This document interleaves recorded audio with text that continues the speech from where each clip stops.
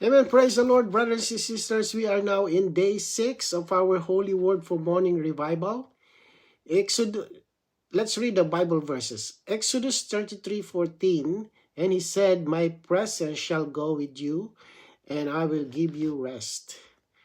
And in Psalm 27:8, when you say, "Seek my face," to you, my heart says, "Your face, O Jehovah, will I seek."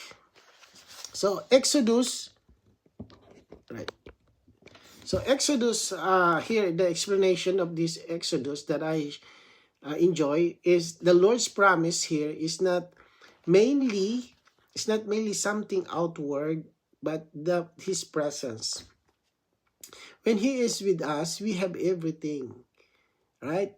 Real rest does not come from a smooth situation, but from the Lord being with us, even in difficulties. So if His presence is with us, we can still have peace and rest. And in Psalm 27:8, it says that the Lord is calling us to seek His face, meaning to seek Him personally, not just His help. You know, some people are calling the Lord for help, right? Our response should be to turn our heart to Him and desire His presence, right? Instead of only asking for things, we simply come to Him and enjoy being with Him. So let's read the paragraph. Christ is God with us. This is revealed not only in Matthew chapter 1, but also in 28, where the Lord Jesus said, "Behold, I am with you all the days until the consummation of the age." Actually, the entire New Testament is an Emmanuel, and we are now a part of this great Emmanuel that will consummate in the New Jerusalem, in the new heaven and new earth for eternity. So Christ is not only the one who came to save us, teach us, or help us. He is God with us. This is the meaning of Emmanuel. From the beginning of Matthew to the end of Matthew, we see this thought. In Matthew chapter 1, He is called Emmanuel, which is God with us. Then in Matthew 28, He says, I am with you all the days. So the Lord's desires is not only that we know something about Him, but that we realize He is with us all the time. Right?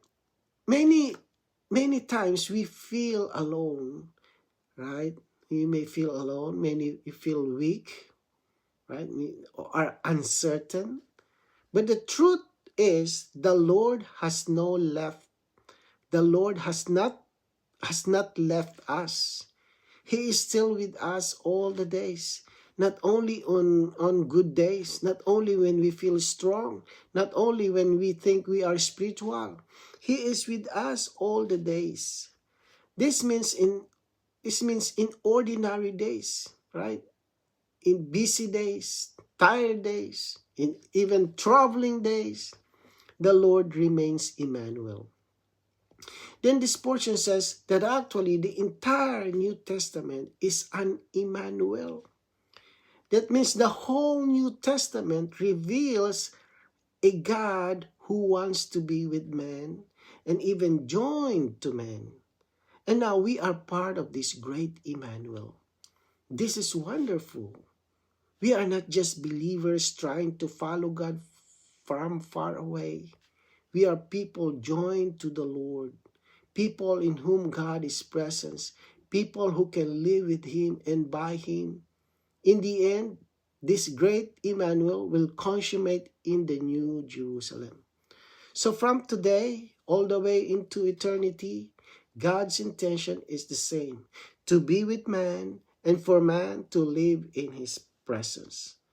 So this is all very practical when you are driving, working, cleaning, right? Or waiting or facing a problem. You can simply turn to Him and say, Lord, Jesus, Lord Jesus, right? Thank you, you are with me. Sometimes just a little turning of the heart brings us back to the reality of Emmanuel. The Christian life is not mainly a matter of trying hard. It is a matter of living in the presence of the one who is with us. Right? So let's read today's reading. If we would go on to possess Christ as the reality of the good land, we must do so by the presence of the Lord. If the presence of the Lord goes with us, we can enter in and enjoy the land. The Lord promised Moses, "My presence shall go with you, and I will give you rest." This means that he would bring the people into the possession of the land by his presence. Let's continue. This is quite a peculiar word. My presence shall go. It does not mean that he will go. He will go is one thing, and my presence shall go is another. So, to possess Christ as our good land is not by effort, but by the Lord's presence. When his presence is with us, we can enter into Christ and enjoy him without his presence. Enjoy him. So without his presence, even if we try, we may still feel empty. So this word is very meaningful. My presence shall go. So it's not just that the Lord goes with us outwardly, but that his presence becomes our way to go on. His presence is what leads us and brings us into the enjoyment of Christ. In practical way, we need to pay attention to the inward sense of his presence.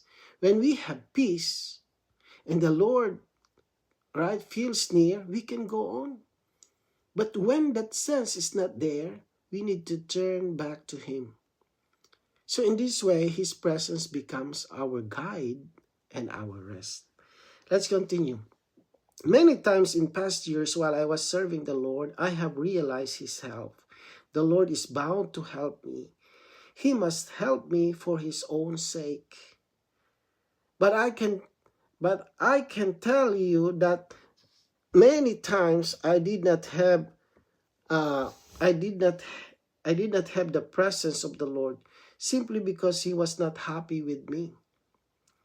He went along, but he withheld his presence that I might know his displeasure, right?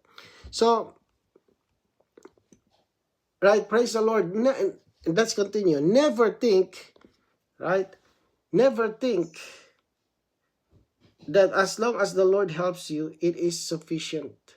We must have the Lord's presence. We must learn to pray, Lord, if you will not give me your presence, I will stay here with you. If your presence does not go with me, I will not go. I will not be governed by your help, but by your presence. We must go even farther to pray. Oh Lord, I do not want your help, but I do want your presence. Lord, I must have your presence. I can do without your help, but I cannot do without your presence. So in this paragraph is very serious, right? There is a very serious difference between the Lord's help and the Lord's presence. Sometimes the Lord still helps us. He answers, provides, and even brings us through. But inwardly, we may not sense his presence. So this shows that it is possible to be blessed outwardly, yet miss the sweetness of the Lord inwardly. The Lord may still be faithful to accomplish something for his purpose, but if he is not happy with us, we'll lose the sense of his presence. So in a practical way, this is something we can experience. We may go on with our plans and things seem to work out, but inside we feel dry or not at peace. And that is the sign that the Lord's presence is not there, right? In the same way. So the real goal of the Christian life is not just to receive the Lord's help, right? But to keep His presence. We should treasure His presence more than outward success, because His presence shows that we are right with Him and living in fellowship with Him, right? So the Lord help is not enough. We must have His presence.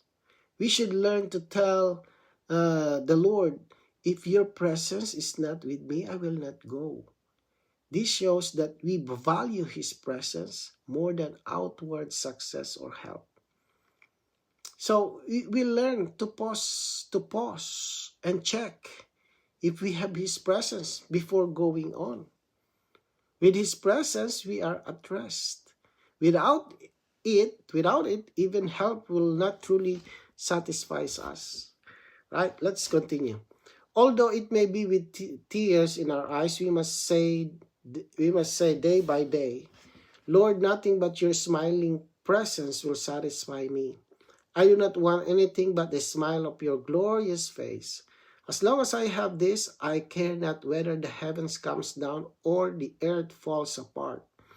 The whole world may rise against me, but as long as I have your smile upon me, I can praise you and everything is well. The Lord said, my presence shall go with you. What a treasure! The presence, the smile of the Lord is the governing principle. We must be fearful of receiving anything from the Lord, yet losing His presence. The Lord Himself may very well give you something, and yet that very thing will rob you of His presence.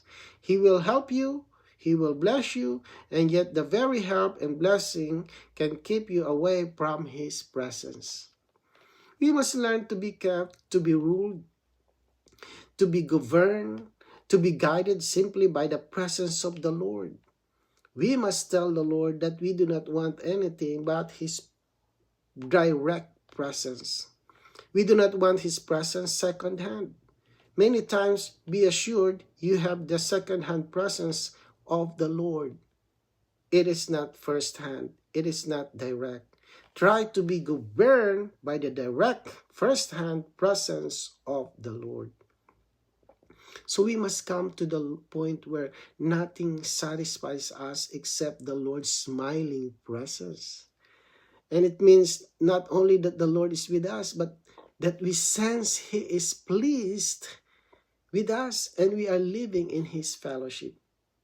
Even in our situation is difficult, as long as we have His smile, we can still be at peace and praise Him. So this paragraph shows that the Lord's presence should be our governing principle.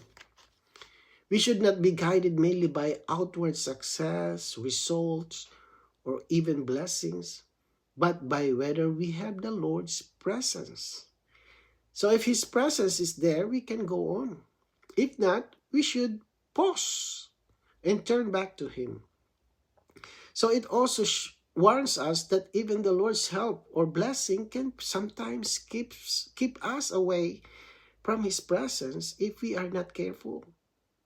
So we must learn to treasure not just what He gives, but Him Himself, right? So we need to seek the Lord's direct first-hand presence, right? Not something distant or second-hand. Day by day, we can come to Him and care for the inward sense of His smile.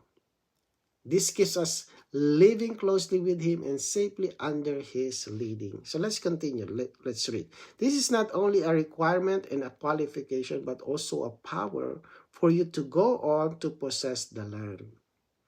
The first-hand presence of the Lord will strengthen you with might to obtain the fullness, the all-inclusiveness of Christ. What a strength, what a power is in the direct presence of the Lord. The Lord's presence is not only something we need or something that qualifies us. It is also our power. So this is very encouraging. The presence of the Lord is not just for comfort or peace, but it is actually strengthen us to go on. When we have the Lord's direct first-hand presence, we receive inward strength. And this strength enables us to experience Christ, right? To experience Christ more, to enjoy Him as the all-inclusive one, and to go on in our Christian life. Without His presence, we may feel weak and unable. But with His presence, we are supplied and strengthened. So the more we stay in His presence, the more we are empowered to possess Christ in a fuller way.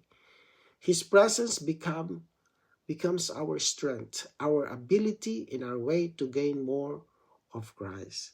Amen. So Lord Jesus, thank you, Lord, for your precious presence, Lord. Lord, we don't want just your help. We want you. We want your presence. Lord, we want your smile. Lord, keep us in your smiling, Lord. Direct presence day by day. Lord, strengthen us by your presence, Lord, to enjoy you and gain more of you day by day. Amen. Hallelujah.